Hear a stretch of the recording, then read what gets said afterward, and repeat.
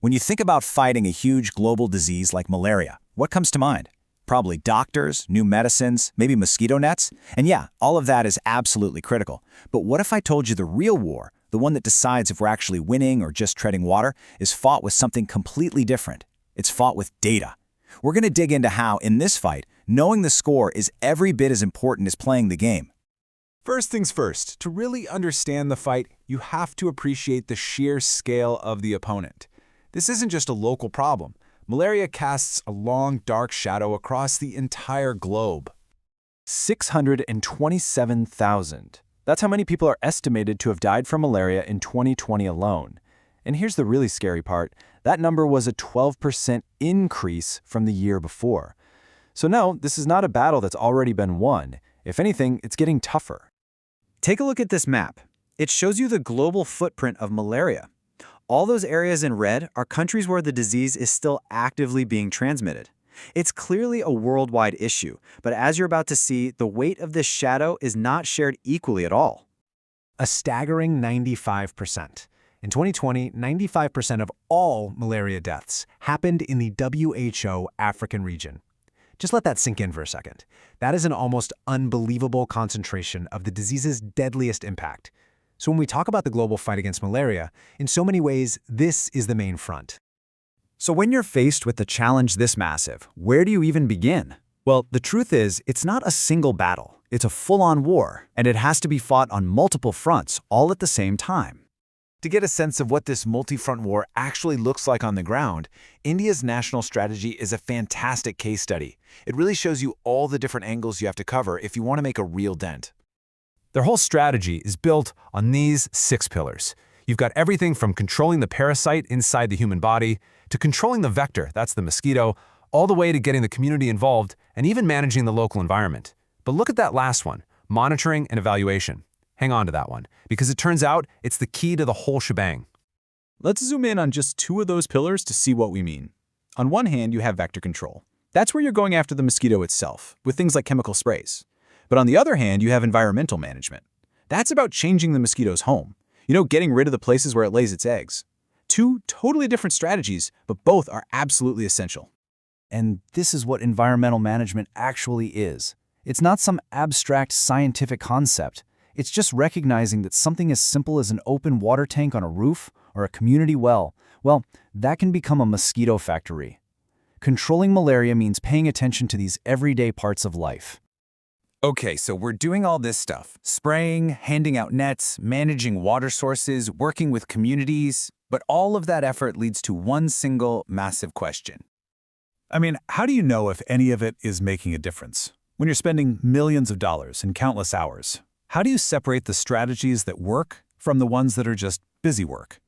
How do we really, truly know if we're winning? Well, the answer is you have to turn the fight into a science.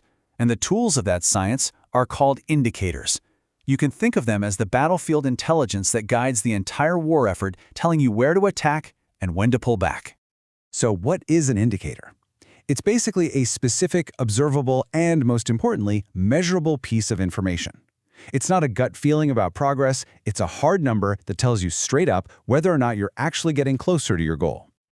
But here's the thing, not just any data point makes the cut. A good indicator has to be all of these things. It has to be valid, meaning it actually measures what you think it does. It's got to be reliable, so you get the same result over and over. And it has to be timely, right? Data from 6 months ago doesn't help you fight the outbreak that's happening today. And this data isn't just a chaotic mess of numbers. It's actually highly structured.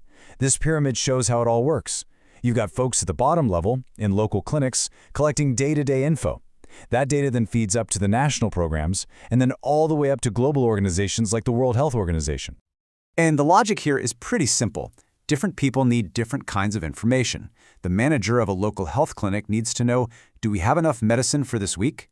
The WHO, way up at the top of the pyramid, needs to know, are death rates dropping across an entire continent? This system makes sure everyone gets the intel they need to make the right decisions. Now, this chart might look a little technical, but the idea is actually really powerful.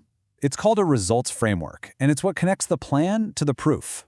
On the left, you have a big goal like improved malaria prevention. And on the right, you have this specific indicator that proves you're doing it. The goal isn't just to do prevention. It's to see a measurable increase in the percentage of households that received spraying. It draws a direct line from your action to your result. So what does this all mean for the future of this fight? It means that we're moving from just hoping for the best to having a clear, data-driven path forward. If there's one thing to take away from all this, it's this. Winning this war isn't just about being busy. It's about being effective. And the only way you know you're being effective is if you measure everything. This lets programs learn, adapt, and pour their limited resources into the things that'll actually save the most lives. Because you can't manage what you don't measure. And these are the kinds of real-world questions being answered by data right now. Are those insecticide-treated nets just being handed out? Or are the most vulnerable people, like kids and pregnant women, actually sleeping under them every night? Are we testing kids with fevers properly to make sure it's really malaria? Every single one of these critical questions is answered with data. But of course, there's a twist. Just as we're getting smarter and more data-driven in how we fight, the opponent is evolving too. This warning from the WHO points to something truly alarming. The malaria parasite is starting to develop resistance to our best medicines.